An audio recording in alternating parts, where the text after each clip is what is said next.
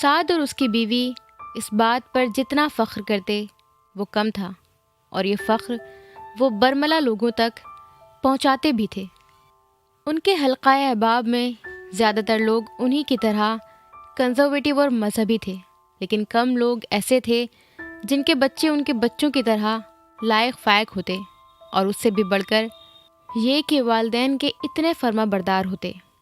ان کا گھر ان کے سوشل سرکل میں ایک آئیڈیل گھر سمجھا جاتا تھا، ایسا آئیڈیل گھر جیسا گھر اور فیملی سب بنانا چاہتے، لیکن یہ صرف اس کی ماں کا خاندان تھا جو اس آئیڈیل گھر کی کھوکھلی بنیادوں سے واقف تھا، اور احسن سعد کے باپ کو پسند نہیں کرتا تھا۔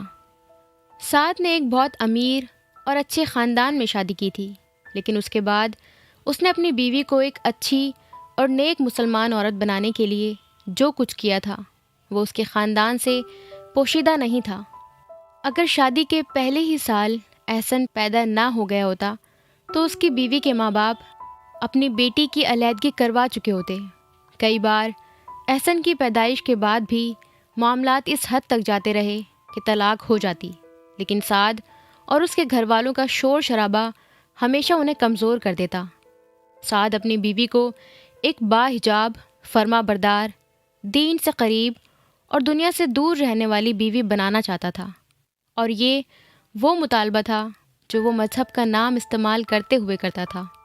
سعد میں اس کے علاوہ کوئی خرابی نہیں تھی کہ وہ اپنی بیوی کو اس سانچے میں ڈھالنے کے لیے ہر حربہ استعمال کر سکتا تھا، گالم گلوچ سے لے کر مار کٹائی تک، اور ماں باپ کے گھر جانے پر پابندی لگانے سے گھر میں قید کر دینے تک۔ اور خاندانوں کے بڑے جب بھی ان مسائل پر اکٹھے ہوئے، سعد اپنے ہر رویے کا جواز اسلام سے لے کر آتا۔ وہ شوہر تھا، بیوی کو اپنے طریقے سے اختیار کروانا نہیں چاہتا تھا، اسلامی طریقے پر رکھنا چاہتا تھا۔ کیا بیوی کا خاندان اپنی بیٹی کو بے راہ رو دیکھنا چاہتا تھا؟ اس کی بیوی کے میکے والوں کے پاس ہزار دلیلوں کے باوجود سعد کے قرآن و حدیث اور مذہبی حوالوں کا جواب نہیں تھا۔ وہ روشن خیال، پڑھے لکھے تھے، مگر ان کے پاس صرف دنیاوی تعلیم تھی۔ ان کے پاس دین کا علم ہوتا تو وہ سعد کے قرآن و حدیث کے حوالوں کا سیاق و سباق بھی اسے بتا دیتے۔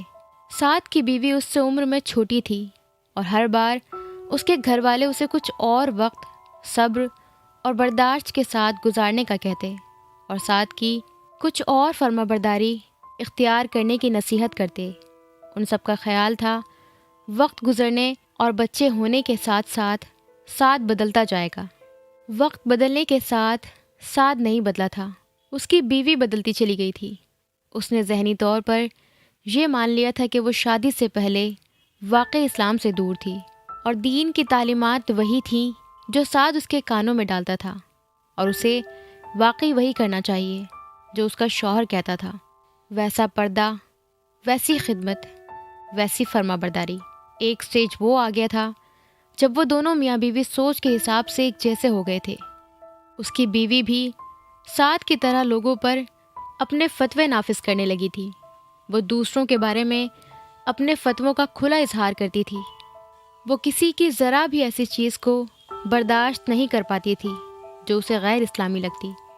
ان کا خیال تھا اسلام انہیں اس کا حکم دیتا تھا کہ جو علم ان کے پاس ہے وہ دوسروں تک پہنچائیں، جو خلاف اسلام کام وہ روک سکتے ہیں اسے روک دیں، جسے برا کہہ سکتے ہیں اسے برا نہ کہیں، بلکہ سب کے سامنے اس طرح متعون کریں کہ اگلا شرم سے پانی پانی ہو جائے۔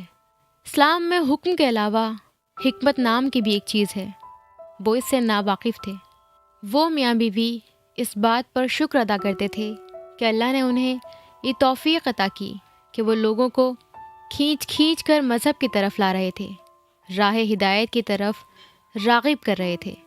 ان دونوں کی ازدواجی زندگی میں اگر کسی بات پر ان کا کبھی اتفاق ہوا تھا تو وہ صرف یہی ایک بات تھی۔ ان دونوں میاں بیوی کے درمیان کسی اور چیز پر زندگی میں کبھی اتفاق نہیں ہوا تھا، مگر سعد کی بیوی ہر اس چیز پر جو اس کے شوہر کو ناگوار گزرتی تھی صرف خاموش رہنا سیکھ گئی تھی۔ خاموشی اختیار نہ کرنے اور اختلاف رائے کرنے کا نتیجہ وہ شادی کے ابتدائی سالوں میں بہت بری طرح بھگت چکی تھی۔ اس کے اور سعد کے درمیان اتنے سال گزر جانے کے باوجود، اس قدر مذہبی ہم آہنگی کے باوجود محبت نہیں تھی، لیکن 80% پاکستانی جوڑوں کی طرح وہ اس کے بغیر بھی رشتہ تو چلاتے ہی آ رہے تھے۔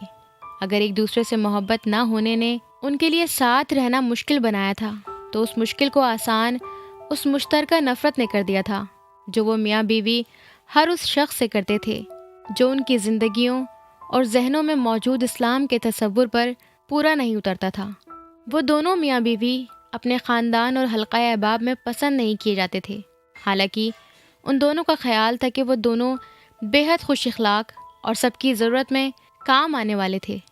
لیکن کہیں نہ کہیں اسلام کے اس کٹر تصور نے جو وہ دوسروں پر ٹھوسنا چاہتے تھے، لوگوں کے لیے ان کو کسی نہ کسی حد تک ناقابل برداشت بنا دیا تھا، اور وہ اس ناپسندیدگی سے ناواقف نہیں تھے، لیکن ان کا خیال تھا، بلکہ انہیں یقین تھا کہ وہ نیکی کی بات پھیلانے والے ہیں، اور اگر اس کی وجہ سے لوگ ان سے کٹتے ہیں تو اللہ انہیں اس کا اجر دے گا۔ احسن سعد نے ایک ایسے گھر میں پرورش پائی تھی جہاں پر اس کے ماں باپ نے اسے لوگوں کو اسی کسوٹی پر پرکھنا سکھایا تھا جن پر وہ خود دوسروں کو پرکھتے تھے۔ اس نے ماں باپ کے درمیان ہر طرح کا جھگڑا بچپن میں ہی دیکھ لیا تھا، اور اس نے سیکھا تھا کہ شوہر اور بیوی کا تعلق ایسا ہی ہوتا ہے اور ہونا چاہیے، حاکم اور محکوم کا، برتر اور کمتر کا، کفیل اور مکفول کا، عزت اور احترام کا نہیں، پیار اور محبت کا بھی نہیں۔ مرد کی ساری عزت اور غیرت اس کے گھر کی عورت کے کردار اور عمل سے ڈوبتی ہے، اس کے اپنے عمل اور کردار سے نہیں۔ ایک امریکن نیشنل اور وہاں سے اعلیٰ تعلیم یافتہ باپ نے احسن سعد کو جو پہلا سبق پڑھایا تھا وہ یہی تھا۔ احسن سعد کو کچھ چیزیں شدید ناپسند تھیں۔ ناپسندیدگی ایک چھوٹا لفظ تھا، یہ کہنا زیادہ مناسب تھا کہ اسے کچھ چیزوں سے نفرت تھی، اور ان چیزوں کی فہرست میں ماڈرن عورت اور امریکہ سر فہرست تھے۔ باپ کی طرح وہ دنیا میں تمام انتشار اور گناہ کی وجہ انہی دو کو قرار دیتا تھا۔ وہ ایک بے حد لبرل اسکول میں کو ایجوکیشن میں اے لیولز کر رہا تھا، لیکن وہ وہاں اپنے ساتھ پڑھنے والی ہر اس لڑکی کو آوارہ سمجھتا تھا جو حجاب میں نہیں تھی۔ ماں باپ کی طرح وہ بھی یہی سمجھتا تھا کہ وہ سب لڑکیاں لڑکوں کو دعوت گناہ دیتی ہیں، جان بوجھ کر اپنی طرف راغب کرتی ہیں۔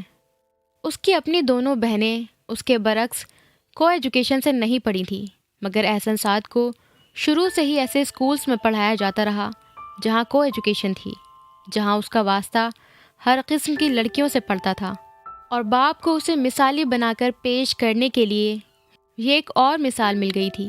اس کا بیٹا کو ایجوکیشن میں پڑھنے کے باوجود گرل فرینڈ کے مفہوم سے بھی واقف نہیں تھا۔ یہ اس منافقت کی ایک اور جھلک تھی جو سعد کے اپنے اندر مذہب اور مذہب کی حدود کو نافذ کرنے کے حوالے سے تھی۔ احسن سعد اور اس کی دونوں بہنوں کی زندگی سماجی طور پر جتنی محدود کی جا سکتی تھی، سعد اور اس کی بیوی نے کر رکھی تھی۔ ان کی زندگی کی واحد تفریح پڑھنا تھا، واحد خوشی اچھے گریڈز لینا تھا، واحد دلچسپی مذہبی کتابیں پڑھنا تھا، واحد مقصد آخرت میں سرخروئی تھا، واحد ہابی والدین کی خدمت تھا، اور اس سب میں وہ دنیا کو ایک لعنت کے طور پر سمجھتی تھیں، اور ہر وہ چیز جو دنیا کی طرف کھینچتی تھی وہ شیطانی تھی۔ وہ ایک پرفیکٹ ڈس فنکشنل فیملی تھی جس میں ماں باپ نے اپنے خراب ازدواجی تعلق سے پیدا ہونے والے نقائص اور خامیوں کو مذہب کے کمبل سے اسے ڈھک کر اپنے آپ کو پاک کر لیا تھا، تاکہ کوئی ان کی عبادتوں علم سے آگے بڑھ کر ان سے بات نہ کر سکے۔ ان کی ساری بشری کمزوریاں اور خامیاں نماز، روزوں اور دوسری عبادتوں میں چھپ جائیں۔ سب سے خوفناک بات یہ تھی کہ اس گھر میں رہنے والے کسی فرد کو یہ احساس ہی نہیں تھا کہ ان میں بہت سے نقائص تھے۔ ان میں سے ہر ایک اپنے آپ کو پرفیکٹ سمجھ رہا تھا، دوسروں کے لیے ایک رول ماڈل، اللہ سے قریب۔ احسن سعد بھی اپنے آپ کو کامل سمجھتا تھا، سب برائیوں سے مبرہ، سب اچھائیوں کا منبع۔ اس پر اپنے باپ کی سوچ اور کردار کی گہری چھاپ تھی، جو اس سے عشق کرتا تھا کیونکہ وہ اس کی واحد نرینہ اولاد تھی۔ احسن سعد نے باپ سے بہت کچھ وراثت میں لیا تھا، شکل و صورت، ذہانت، مزاج، عادات، لیکن جو سب سے بری چیز احسن سعد نے باپ سے لی تھی وہ منافقت تھی۔ اس کی پہچان نہ رکھتے ہوئے بھی اسے ماڈرن عورت اور امریکہ سے نفرت تھی۔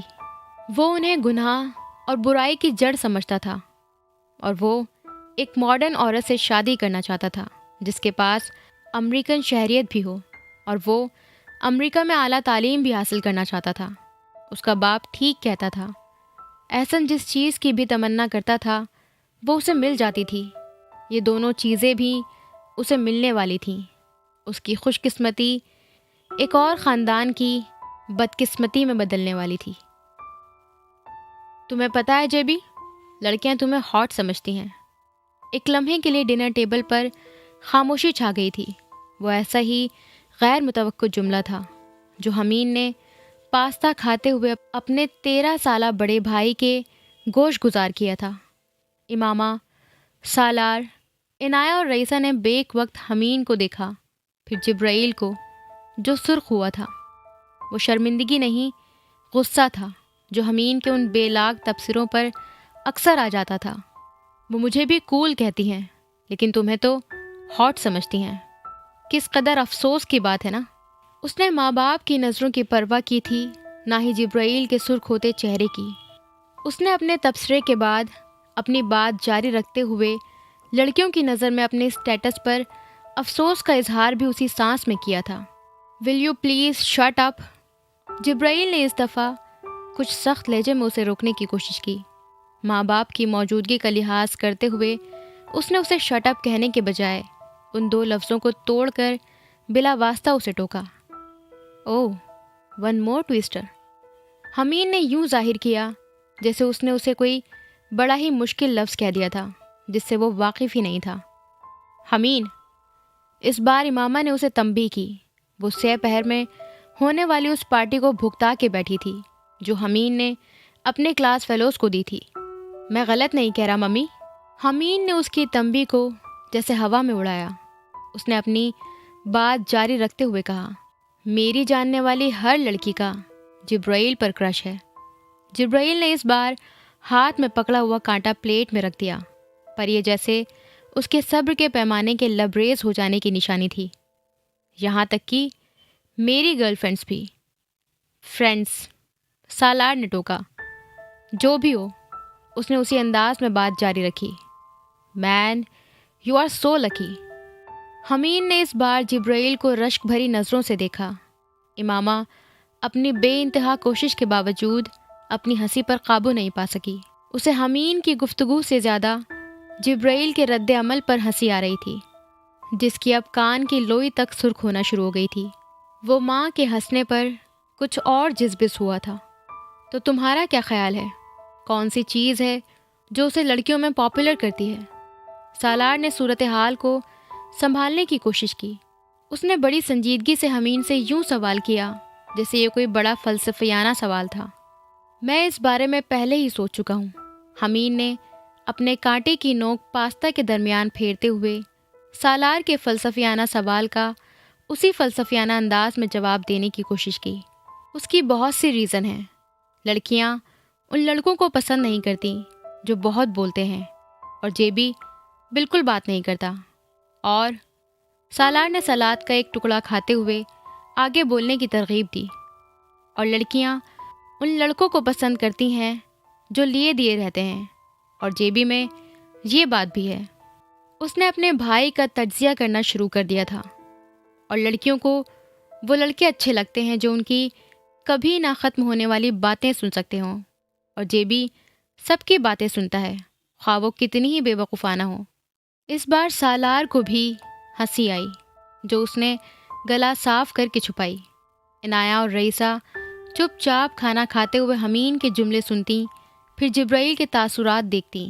وہ بڑا بھائی تھا، یہ چھوٹا بھائی تھا، اور وہ سمجھ نہیں پا رہی تھی کہ وہ اس قابل اعتراض گفتگو میں حصہ کیسے لیں۔ اور لڑکیاں ان لڑکوں کو پسند کرتی ہیں جو گڈ لکنگ ہو۔ حمین اسی طرح روانی سے کہتے ہوئے اس بار اٹکا۔ اور یہاں میرے اور جیبی کے درمیان موازنہ کیا جائے تو ہم دونوں ہر لحاظ سے یکساں گڈ لکنگ ہیں۔ اس نے بات پھر گھمائی۔ اس بار بالآخر جبرائیل نے اسے ٹوکا۔ تمہیں پتہ ہے حمین، لڑکیاں ان لڑکوں کو پسند کرتی ہیں جو ایڈیٹ نہیں ہوتے۔ اس کا اشارہ حمین کی سمجھ آ گیا تھا۔ ہاں، یہ اسی صورت ممکن ہے اگر لڑکیاں خود احمق نہ ہوں۔ پاپا، اس بار عنایہ نے سالار کو پکارا تھا اور اس نے حمین کے تبصرے پر احتجاج کیا تھا۔ تم ان دونوں لڑکیوں کے بارے میں کیا کہو گے؟ سالار نے بے حد سنجیدگی سے اس سے پوچھا۔ 3 کہیں بابا، آپ ممی کو لڑکیوں کی صف سے کیوں نکال رہے ہیں؟ حمین نے سوال کا جواب اب گول کیا اور بے حد معصومیت سے سالار سے پوچھا۔ وہ اسمارٹ نہیں تھا، سپر اسمارٹ تھا، ہوشیار اور موقع شناس تھا۔ بات کہنا، بدلنا، سنبھالنا اس عمر میں بھی جانتا تھا۔ حمین، بس کر دو، امامہ نے اس بار اپنی ہنسی پر قابو پاتے ہوئے اس سے کہا۔ اس کی واقعی سمجھ میں نہیں آیا تھا وہ اسے ڈانٹے یا اس کی باتوں پر ہنسے۔ وہ جو بھی کہہ رہا تھا غلط نہیں تھا۔ جبرائیل 13 سال کی عمر میں بھی اپنے قد کاٹ کی وجہ سے بڑا لگتا تھا۔ وہ حمین کی طرح زیادہ دبلا پتلا نہیں تھا۔ حمین ٹھیک کہہ رہا تھا کہ لڑکیاں اسے ہاٹ سمجھتی تھیں۔ جو ایک بات حمین نے لڑکیوں کے اسے پسند کرنے کی وجوہات میں نہیں گنوائی تھی، وہ اس کی خوبصورت آواز تھی، جو اب آہستہ آہستہ بھاری مردانہ ہونے لگی تھی۔ اس کی آنکھیں سالار کی آنکھیں تھیں، بڑی، سیاہ اور بے حد گہری۔ وہ اسی کی طرح بے حد متحمل مزاج تھا۔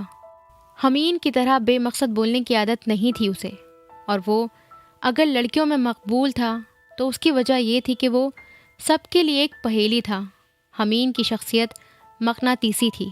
حمین کو اپنے چام کا پتہ تھا اور وہ اس کا صحیح وقت پر استعمال کرنا جانتا تھا۔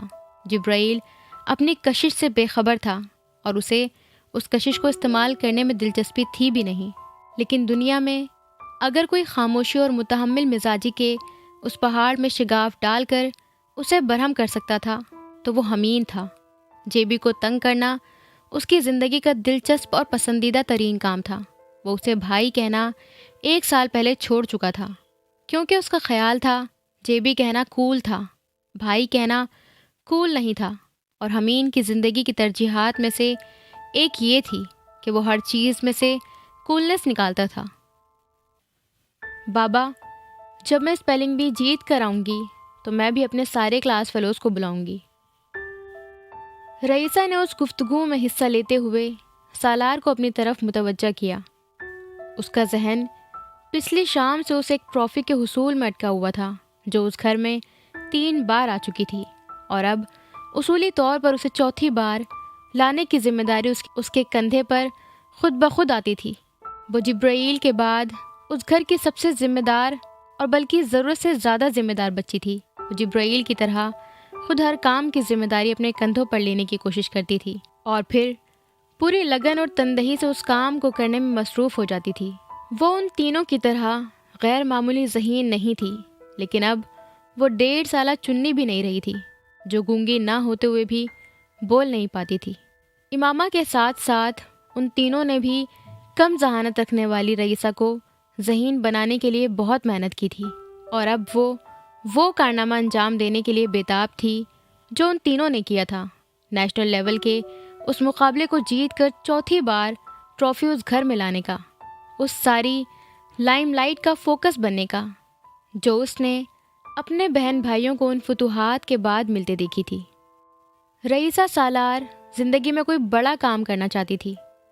بابا، مجھے آپ کو حمین کے بارے میں کچھ بتانا ہے۔ رئیسہ کی منمناتی آواز پر سالار بیرونی دروازے سے نکلتے نکلتے ٹھٹک گیا۔ اپنی فراک پر لگی ایک تتلی کا پر مروڑتے ہوئے وہ اس کے عقب میں کھڑی تھی۔ وہ اس وقت واک کے لیے نکل رہا تھا اور رئیسہ اس کو ہمیشہ کی طرح دروازے تک چھوڑنے آئی تھی، لیکن اس کو خدا حافظ کہہ کر دروازہ بند نہیں کیا تھا۔ اس نے کچھ سرگوشی نما منمناتی آواز میں سالار سے جو کہا تھا اس پر سالار کو اچنبھا ہوا تھا۔ وہ کبھی کسی کی شکایت نہیں کرتی اور حمین کی شکایت کا تو سوال ہی پیدا نہیں ہوتا۔ وہ حمین کی سب سے بڑی رازداں تھی۔ رئیسہ کے بارے میں یہ خیال صرف سالار کا ہی نہیں بلکہ اس کے خاندان کے ہر شخص کا تھا کیونکہ اسے حمین کے بارے میں بہت سی وہ باتیں بھی پتہ ہوتی تھیں جو گھر میں کسی دوسرے شخص کے علم میں نہیں ہوتی تھیں۔ دروازے کی نوب پر ہاتھ رکھے سالار نے کچھ غور اور حیرانی سے اسے دیکھتے ہوئے پوچھا، کیا بتانا ہے؟ رئیسہ نے جواب دینے کے بجائے پلٹ کر لاؤنج کی طرف دیکھا جہاں سے حمین کی آواز آ رہی تھی۔ وہ امامہ سے باتیں کر رہا تھا۔ کچھ ہے جو میں آپ کو بتانا چاہتی ہوں، رئیسہ نے اسی سرگوشی نما آواز میں سالار سے کہا۔ اس بار سالار نے اس کا ہاتھ پکڑا اور دروازہ کھول کر باہر جاتے ہوئے اس سے کہا، آؤ ہم واک کے لیے چلتے ہیں۔ اسے اندازہ ہو گیا تھا وہ گھر کے اندر حمین کے بارے میں بات کرتے ہوئے جھجک رہی ہے، وجہ جو بھی ہو۔ رئیسہ چپ چاپ اس کے ساتھ باہر نکل آئی تھی۔ موسم انتہائی خوشگوار تھا اور ان کی رہائشی کالونی کے کچھ اور افراد بھی اس وقت سڑک پر واک کرنے میں مصروف تھے۔ وہ دونوں بھی سڑک کے کنارے کنارے چلنے لگے۔ تو حمین کے بارے میں تم کیا بتانا چاہتی ہو؟ 5-10 منٹ کی واک اور اس کے ساتھ ہلکی پھلکی گپ شپ کے بعد سالار نے اس سے کہا۔ رئیسہ نے فوری طور پر کچھ جواب نہیں دیا، جیسے وہ کسی سوچ میں پڑ گئی ہو۔ I'm not sure، اس نے کہا۔ کچھ ہے جو میں آپ کو بتانا چاہتی ہوں، لیکن مجھے یہ نہیں پتا کہ مجھے بتانا چاہیے یا نہیں۔ وہ ہمیشہ اسی طرح بات کرتی تھی، ہر لفظ بولنے سے پہلے 10 دفعہ تول کر، تم مجھ پر ٹرسٹ کر سکتی ہو۔ سالار نے جیسے اسے تسلی دی، مجھے آپ پر ٹرسٹ ہے، لیکن میں حمین کو ہرٹ بھی نہیں کرنا چاہتی۔ اس نے سالار کی بات کے جواب میں کہا، یہ اس کا سیکرٹ ہے اور یہ اچھی بات نہیں ہے کہ میں اس کا سیکرٹ کسی کو بتاؤں۔ شاید مجھے نہیں بتانا چاہیے، میں پوری طرح شور نہیں ہوں، میں بھی سوچ رہی ہوں۔ وہ اب سالار کے ساتھ چلتے ہوئے اس طرح بڑبڑا رہی تھی جیسے خود کلامی کر رہی ہو، متذبذب ہو یا خود سے الجھ رہی ہو۔ سالار نے ساتھ چلتے ہوئے اسے بے غور دیکھا۔ وہ کچھ بتانا چاہ رہی تھی لیکن وہ متذبذب بھی تھی۔ رئیسہ کا یہ مسئلہ تھا، فیصلہ نہ کر پانا، مگر اس وقت سالار اس کے اس مسئلے پر سوچ وچار کرنے کے بجائے صرف اس لیے حیران اور کسی حد تک فکر مند تھا کہ رئیسہ نے حمین کے بارے میں وہ جو بھی راز تھا اسے اس میں شریک کرنے کا سوچا کیوں؟ کیا اسے یہ اندیشہ تھا کہ حمین کو کوئی نقصان نہ پہنچ جائے، یا پھر یہ پریشانی تھی کہ بعد میں پتہ چلنے پر حمین سے وہ اور امامہ بہت ناراض ہو سکتے تھے؟ ایسی کیا بات ہے رئیسہ؟ سالار نے اسے نرم آواز میں بہلانے والے انداز میں کریدا۔ میں وعدہ کرتا ہوں کہ حمین کے بارے میں جو بھی بات ہے وہ ایک سیکرٹ ہی رہے گی، میں کسی کو اس کے بارے میں نہیں بتاؤں گا، اس نے رئیسہ سے کہا، مگر وہ متاثر نہیں ہوئی۔ بابا، آپ حمین سے بہت خفا ہو جائیں گے اور میں یہ نہیں چاہتی۔ اس بار رئیسہ نے اپنے خدشات کا اظہار کھل کر اس سے کیا۔ سالار کی چھٹی حس نے اسے سگنل دینا شروع کیے تھے، میں آپ کو 1-2 دن بعد بتاؤں گی، میں بھی اس پر اور سوچنا چاہتی ہوں، رئیسہ نے بالآخر اس سے کہا۔ رئیسہ، یہ اچھی بات نہیں ہے۔ سالار نے اس بار سنجیدگی سے اسے گھرکا۔ اگر حمین نے کچھ ایسا کیا ہے جو تمہیں لگتا ہے ہمیں پتہ ہونا چاہیے تو تمہیں ہمیں بتانا چاہیے، اس طرح کوئی بھی چیز چھپانا ٹھیک بات نہیں ہے۔ وہ اب واقعی سنجیدہ ہو گیا تھا، اگرچہ اسے اندازہ تھا کہ حمین کوئی ایسی حرکت نہیں کر سکتا جس سے ان کو کوئی بڑی پریشانی لاحق ہوتی، مگر رئیسہ کی یہ پردہ پوشی اس وقت سالار کو بے حد بری لگی تھی۔ مجھے 1 دن دیں، رئیسہ نے اس لہجے میں جھلکتی خفگی کو محسوس کیا اور اسے منانے کی کوشش کی۔ میں آپ کو کل بتا دوں گی، میں بس کچھ اور سوچنا چاہتی ہوں اس پر۔ وہ بے اختیار گہرا سانس لے کر رہ گیا۔ انہوں نے اپنے بچوں کی پرورش زور زبردستی سے نہیں کی تھی، نہ ہی ڈانٹ ڈپٹ کے ذریعے انہیں کنٹرول کیا تھا۔ وہ اس وقت بھی زبردستی اس سے وہ بات اگلوانا نہیں چاہتا تھا۔ رئیسہ کو اگر یہ چیز الجھا رہی تھی کہ آیا جو وہ کرنے جا رہی تھی وہ صحیح ہے یا غلط، تو سالار چاہتا تھا وہ یہ فیصلہ خود ہی کرے۔ ٹھیک ہے، 1 دن اور سوچ لو اور پھر مجھے بتاؤ، اس نے بات ختم کر دی۔ لیکن رئیسہ کے انکشاف سے پہلے ہی اسکول سے امامہ کو کال آ گئی تھی۔ حمین کی ٹیچر اس کے کسی اہم اور فوری مسئلے پر ان سے ملاقات کرنا چاہتی تھی۔ ان دونوں نے اس کال کو زیادہ اہمیت نہیں دی تھی۔ ان کا خیال تھا وہ پڑھائی سے متعلق کوئی مسئلہ ہوگا یا پھر کوئی چھوٹی موٹی بدتمیزی۔ حمین کے حوالے سے ایسی شکایات انہیں ہمیشہ ہی ملتی رہتی تھیں۔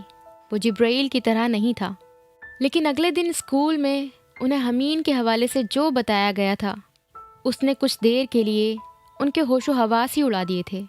وہ جونیئر ونگ میں بزنس کر رہا تھا اور ایسی ہی ایک بزنس ڈیل کے نتیجے میں ایک بچہ اپنا ایک بے حد مہنگا گیم گنوانے کے بعد اپنے ماں باپ کو اس لین دین کی تفصیلات سے آگاہ کر بیٹھا تھا، اور اس کا پتہ ان والدین کی شکایت سے چلا تھا، جس کے نتیجے میں اسکول نے تحقیقات کی تھی اور حمین سکندر کو پہلا وارننگ لیٹر ایشو ہوا تھا۔ وہ اگر حمین سکندر جیسا اسٹار اسٹوڈنٹ نہ ہوتا تو اسکول کی انضباطی کارروائی کچھ اور زیادہ سخت ہوتی، لیکن سالار اور امامہ کے لیے وہ وارننگ لیٹر بھی کافی تھا۔ ان کے چاروں بچوں میں سے کسی کو پہلی بار کوئی وارننگ لیٹر ملا تھا، اور وہ بھی تب جب چند دن پہلے وہ اس اسکول میں ایک ہیرو کے درجے پر فائز تھا، اور وہ ہیرو اس وقت ان کے پاس سر جھکائے بیٹھا تھا۔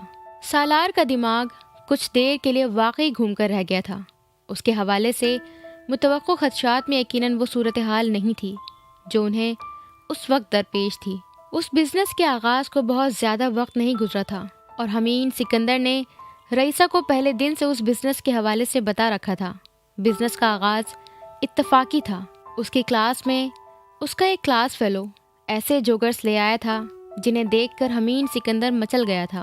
امامہ نے برانڈ سنیکرز کی خواہش کو رد کر دیا تھا، کیونکہ چند ہفتے پہلے حمین نے نئے سنیکرز لیے تھے، اور جب تک وہ پرانے نہ ہو جاتے ایک اور جوڑے کا سوال ہی پیدا نہیں ہوتا۔ حمین سکندر ہر روز سپورٹس آورز میں اپنے اس کلاس فیلو کے سنیکرز دیکھتا اور انہیں حاصل کرنے کے طریقے سوچتا رہتا۔ اس نے ان سنیکرز کو بارٹر ٹریڈ کے ذریعے حاصل کرنے کی کوششوں کا آغاز کیا تھا۔ کوئی ایسی چیز جس کے بدلے میں وہ کلاس فیلو ان سنیکرز کو حمین کو دے دیتا۔ اس کا وہ کلاس فیلو حمین سکندر کے اتنے ڈائریکٹ سوال پر کچھ گڑبڑا ہی گیا تھا۔ ایسی پیشکش اور اس کے سنیکرز کو ایسا خراج تحسین کسی نے پہلے کبھی پیش نہیں کیا تھا۔ اس نے کچھ تأمل کے بعد حمین کو یہ بتایا تھا کہ وہ ایک اور کلاس فیلو کی گھڑی کو بہت پسند کرتا تھا، اور اگر اسے وہ مل جاتی تو وہ اس کے بدلے وہ سنیکرز دے سکتا تھا۔ جس کلاس فیلو کی گھڑی اس نے مانگی تھی اسے اپنی کلاس کے ایک دوسرے کلاس فیلو کی سائیکل میں بے حد دلچسپی تھی، اور اس سائیکل والے کو ایک اور کلاس فیلو کے بیگ میں۔ یہ سلسلہ چلتے چلتے حمین سکندر کے پاس موجود ایک کی بورڈ تک آیا تھا جو وہ کبھی کبھار اسکول لے جا کر بجاتا تھا، اور حمین سکندر نے فوری طور پر اس کی بورڈ کے بدلے وہ سنیکرز حاصل کرنے کا فیصلہ کر لیا تھا، اور پھر نہ صرف یہ فیصلہ کیا تھا بلکہ دوسرے دن اس کو عملی جامہ بھی پہنا دیا تھا۔ بزنس کا پہلا اصول مؤثر اسٹریٹجی اور دوسرا وقت پر صحیح استعمال۔ سالار سکندر کے منہ سے دن رات سننے والے الفاظ کو اس کے 9 سالہ بیٹے نے کس مہارت سے استعمال کیا تھا، یہ اگر سالار سکندر دیکھ لیتا تو وہ اش کر اٹھتا۔ حمین سکندر کی کلاس کے 12 افراد نے اگلے دن اسکول گراؤنڈ میں اپنی پسندیدہ ترین چیز کے حصول کے لیے اپنی کم فیورٹ چیز کا تبادلہ کیا تھا، اور تبادلے کی اس چین کے ذریعے حمین سکندر وہ سنیکرز حاصل کرنے میں کامیاب ہو گیا تھا، اور اس کا دل خوشی سے اچھل رہا تھا۔ اور یہی حال ان دوسرے 11 بچوں کا بھی تھا جو خوشی اور بے یقینی کے عالم میں اپنی اپنی پسندیدہ ترین چیز کو دیکھ رہے تھے جو بے حد آسانی سے دوسروں سے ان کے پاس آ گئی تھی۔ آب حیات کے اور ایپیسوڈ سننے کے لیے ہمارے چینل کو سبسکرائب کریں، پسند آئے تو لائک کریں، اور اپنے دوستوں کے ساتھ شیئر کرنا نہ بھولیں۔ Bye bye.